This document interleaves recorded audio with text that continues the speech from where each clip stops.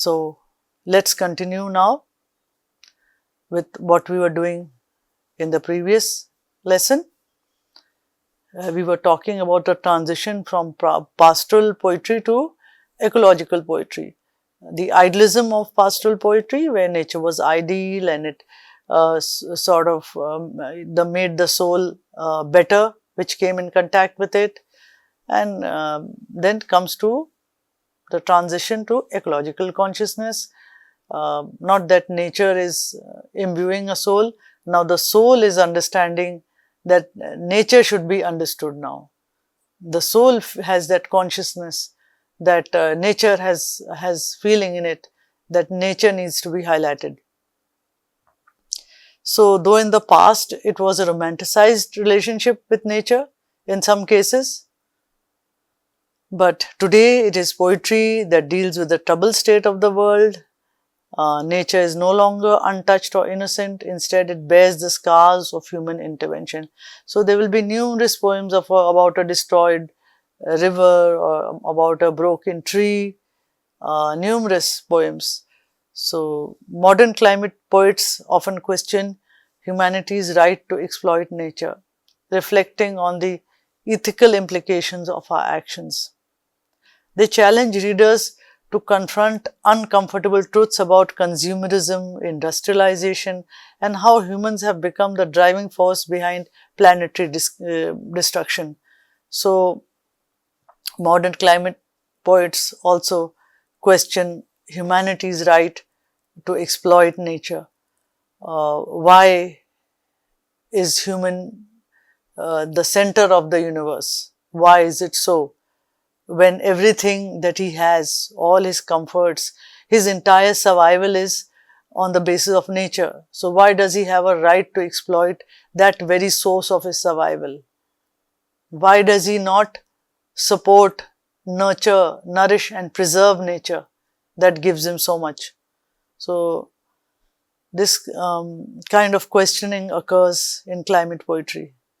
So, an example, Jory Graham's work often blends scientific understanding with lyrical reflection, discussing climate change, rising sea levels, and the fragility of ecosystems in her poetry.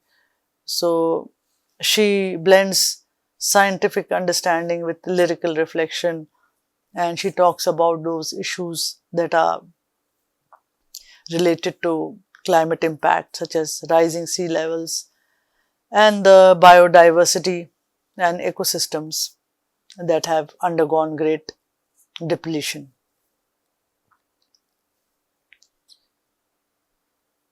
So, as traditional poetry brought in images on lush meadows, quiet forest, flowing rivers. In contrast, climate poetry uses imagery that is stark and disturbing, polluted rivers, melting glaciers, burning forest and or endangered animals. W.S. Merwin, in his later works, addresses the loss of biodiversity and the desecration of nature with minimalist language and somber reflective tones, showing the bleakness of the future if humans continue to disregard environmental warnings. So, in Merwin's poetry, the language is minimalist and sober, but he reflects on the bleakness of a future in which humans have wreaked havoc on the environment. Climate poetry is an urgent, socially conscious form of writing that reflects the transition from admiration of nature to a deep concern for its survival. While traditional nature poetry found solace in the natural world, climate poetry expresses fear, grief, and calls for action, mirroring the reality of today's ecological crisis. So, this kind of idea of nature that needs to be given some consideration, we find it in the poetry of Allama Iqbal also, his 20th century poetry. In one poem about a bird, he talks about how the bird is a captive and how it longs to go back to its world of nature, and it sorrows for the comfort and the greenery of nature, and is caught in the artificial cage created by human beings for him. So this theme could very well be found echoing in nature poetry in 20th century around the globe, because more or less the effects of industrialization were felt everywhere, and poets are the pulse of an age, and they feel that weeping and the sorrow of nature, they can hear the cries of nature, so they express their concern in all the ecological destruction and the negligence and the exploitation of nature by man. In a world grappling with environmental catastrophe, climate poetry stands as both a creative and political response, seeking to engage people emotionally and intellectually in the fight to protect the planet. So poetry is something that is read in books, but it is also a part of fiction, it is also a part of drama, it is also a part of movies. So poetry has that power of attraction in it, that when it is recited, it attracts people, it hypnotizes people. So that is the thing when we talk about the independence movement in India. There were poetic lines that became the slogans for the freedom movement. So it is the same thing when poetry of nature, poetry of climate goes into films and goes into songs. It has a natural captivation in it, and it sort of engages people emotionally and intellectually and encourages them to fight to protect the planet. Themes in climate poetry. Climate poetry is a genre that engages deeply with the urgent environmental issues of our time. Poets use their craft to reflect on the current state of the environment, often expressing emotional, ethical, and intellectual responses to these challenges. In this detailed exploration, we'll focus on 4 major themes: environmental degradation, climate change and its impact, human responsibility and guilt, and ecological grief and loss. So these are 4 major themes which can be explored in detail with regard to climate poetry. So whenever we read a climate poem which talks about nature, there is a sense of concern for nature. So it can be grief, it can be a feeling of guilt, and it sort of encourages people to become more responsible, to look more closely at nature. So this reminds me of the work of Arne Naess, though he is not a poet, but the idea of this movement, deep ecology movement, is to engage emotionally with nature, and that is what poetry is doing. So what is environmental degradation about? You can split it into deforestation, pollution, and resource depletion. So in India, if we go into regional poetry, which has been translated into English, all these facets are covered, whether it's Assamese poetry, or it's Bengali poetry, or it's from a language in South India, or it's even Kashmiri poetry. It's all expressing one or two of these issues. Environmental degradation refers to the gradual destruction of natural ecosystems due to human activity. Poets within the climate poetry movement often address specific environmental crises such as deforestation, pollution, and resource depletion, using vivid imagery and emotional appeal to underscore the severity of these issues. So poetry thrives on rhyme, on the emotional input, on the vivid imagery, on the figurative devices. So climate poetry uses all these elements to create an emotional impact, to bring to the reader the impact of climate change and the urgency to attend to it. So we have poems that are on butterflies even, poems on elephants, poems on dogs, poems on flowers, poems on cats. So there is so much of variety when we talk about deforestation or pollution or resource depletion. Poetry is vivid.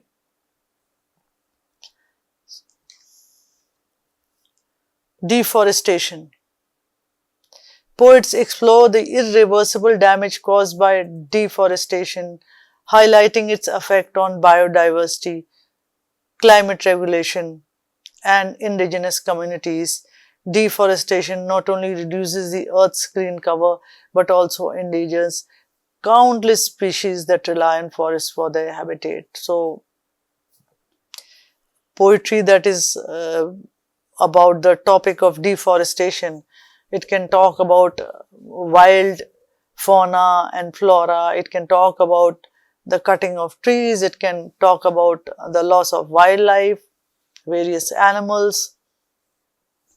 So, the loss in the habitat, the cutting down of the forest leads to the loss of the species. So, what a contrast this poetry is to the celebration of forest in earlier poetry. Imagery of the vanishing forest. Many poets use the imagery of disappearing forest and barren landscapes to represent the destruction of nature. Trees, once symbol of strength, beauty and longevity in traditional poetry, are now portrayed as victims of human greed and exploitation. So, there are numerous poems on the celebration of trees around the world. In Urdu, we have some poems on trees by Gulzar, the celebrity, by Javed Akhtar, also a celebrity, all from the film world. So their feeling is, in their poems, is the loss of these beautiful trees, and their poems are memories of the time when these trees were very special to them in their childhood. But today, they are victims of human greed and exploitation, and there is heartless felling of trees, not realizing that the tree is also a living being. There have been numerous books on trees, poetry as well as prose, which tell us that the tree encompasses in itself a network of communication systems. It is very difficult to imagine that the tree has a help system for younger trees. So these are the things that are communicated by various naturalists and writers on nature, and they are picked up by poetry. So older trees communicating with younger trees and sharing their sugar and glucose with them through their networks. So trees are supposed to be protectors of the soil and protectors of the wildlife habitat. There have been very deep studies of trees, what they symbolically stood for in olden times, in olden societies, in tribal societies. In tribal societies, they are still revered. So, but today, what poetry expresses is that they are victims of human greed and exploitation. Cultural and spiritual loss. In some works, poets lament the cultural and spiritual connections humans have with forests, emphasizing how deforestation erodes not only ecosystems but also the human soul and our collective memory of natural beauty.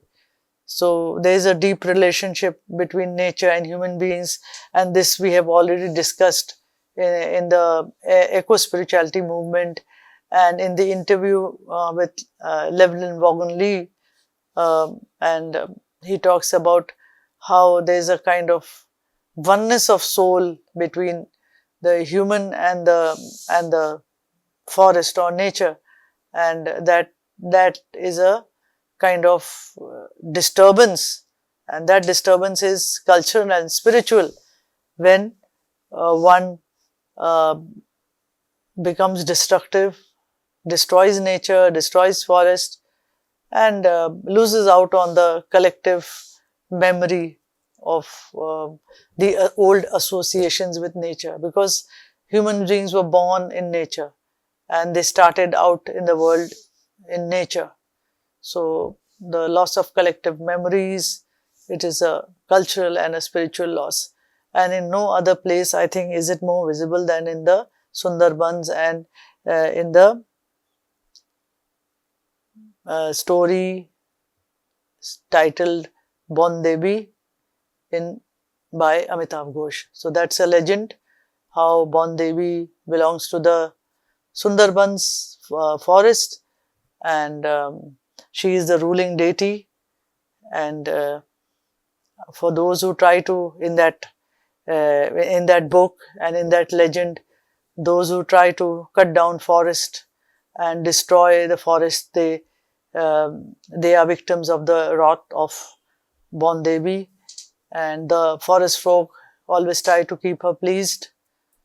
So she is a legendary deity there, a ruling deity, and I think this represents the soul of nature, and one must be in touch with it, and one must be sort of well connected with it. To break that connection leads to dire consequences, as in that story of Bon Devi. So an example of deforestation in climate poetry is Gary Snyder, born 1930, in his poem For the Children, speaks of the destruction of nature, warning future generations about the dangerous path of unchecked resource exploitation. So Gary Snyder has written a lot of poetry on nature, a lot about the loss of biodiversity and climate change. So let's look at this poem of his, For the Children. For the children, it means the address is to the future, to the future inhabitants of the planet Earth, for the children. The rising hills, the slopes of statistics lie before us, the steep climb of everything going up as we all go down. In the next century or the one beyond that, they say, our valleys, pastures, we can meet there in peace if we make it. To climb these coming crests, one word to you and your children, stay together, learn the flowers, go light. So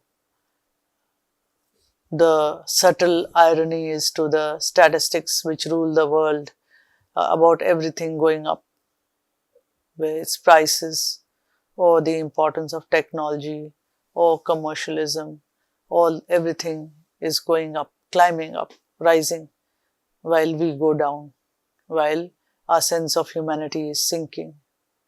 And yet we must be having some hope about a brilliant future for our children, where our children can live in peace and happiness.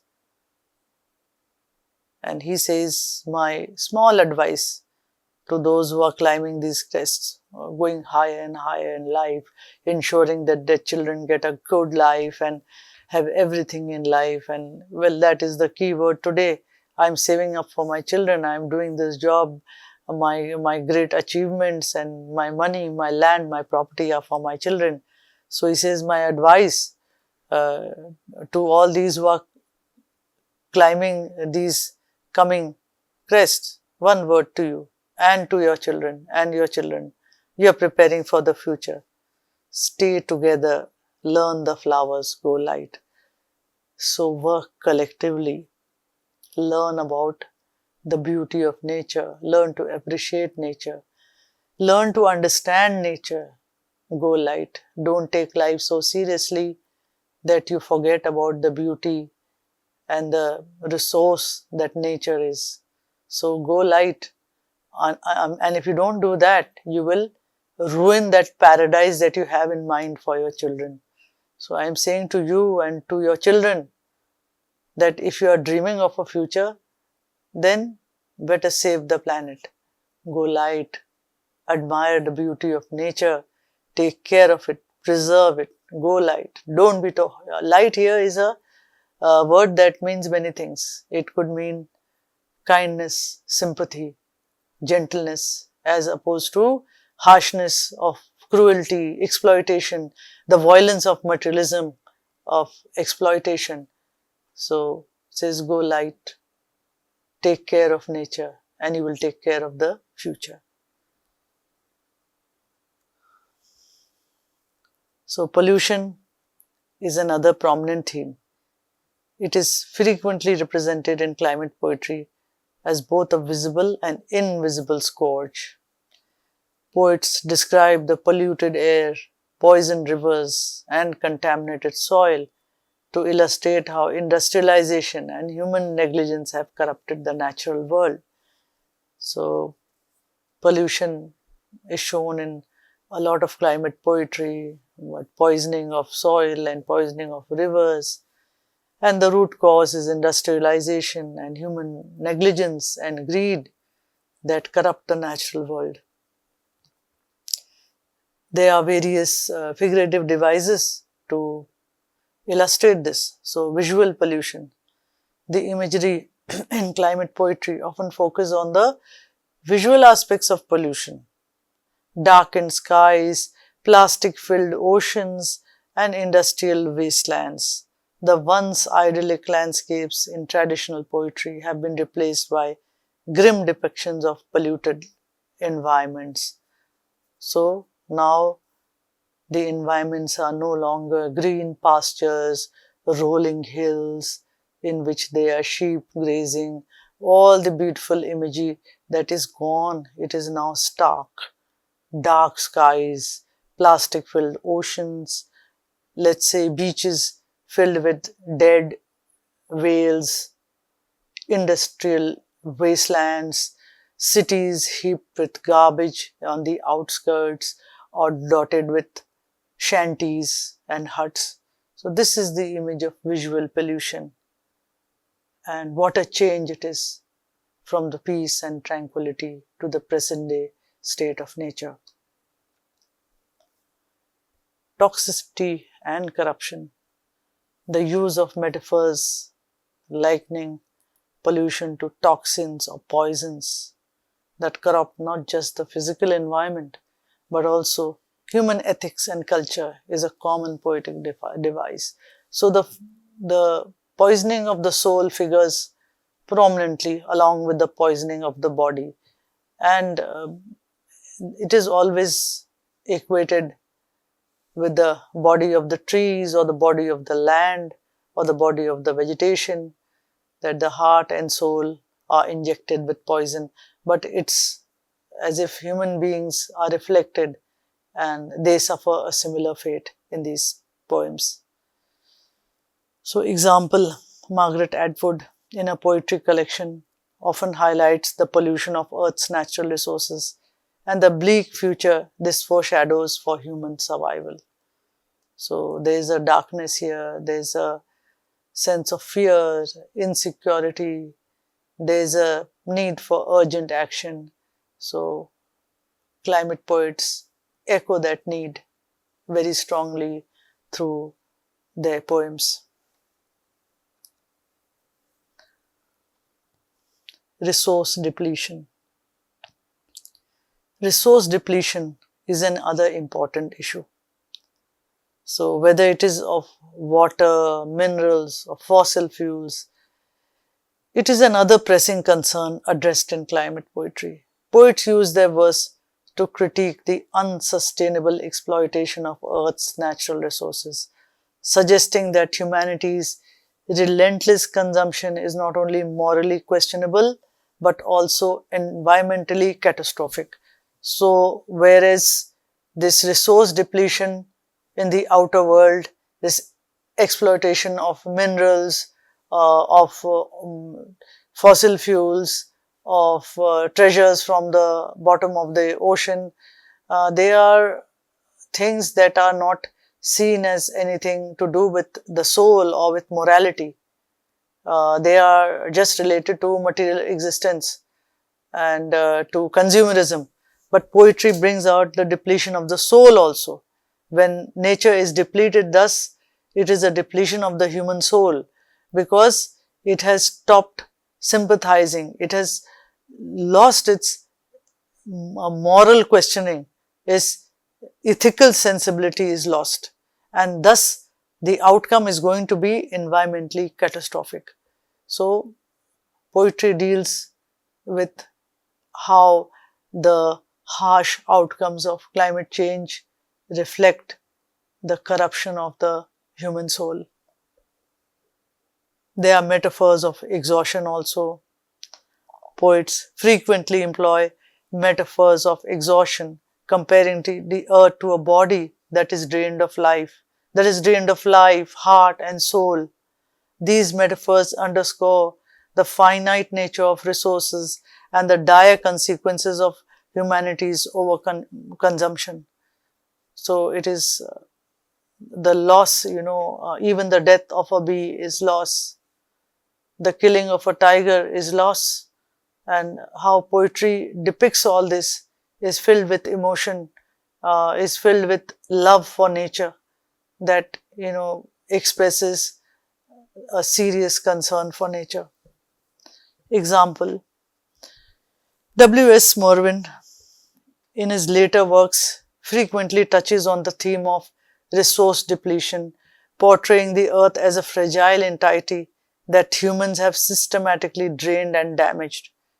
So, Merwin talks in his later poetry that resource depletion portrays the earth as a fragile entity that humans are constantly and systematically damaging and looting of its treasures. So, all these facts that climate poets use are supplied by science, by books of non-fiction and the books of fiction. For example, a poem in my collection of poems, Woman in the Trees, poems on climate and nature, is about the banana plants. Now, the banana is supposed to be a very healthy fruit. It is loved by everyone. It is delicious, and a banana is available globally. But when I wrote about it, I read about the serious consequences of planting bananas because it's a cash crop.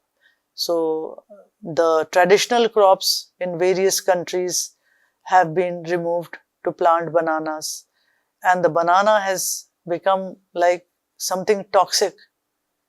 It creates exploitation of labor, and it is working to support capitalism. So, the banana is not the simple banana that was eaten in olden times. Now, the banana is plucked before it is ripe. It is dipped in chemicals. It is transformed into a poison with which few of us are aware of. So, because they are in a hurry to ripen it and get the benefit, any delay in the ripening of the crop might create a loss in the benefits. So, it has to be dipped in chemicals to ripen it quickly. So, this was the sad fact that I read about bananas, and I could not help writing about it. So, this theme of depletion of the earth being a fragile entity, this has all been dealt by many other poets too, other than Merwin. Let us stop here in this lesson. We will continue with this idea and study of climate poetry in the next lesson. hope you found this lesson interesting. Thank you.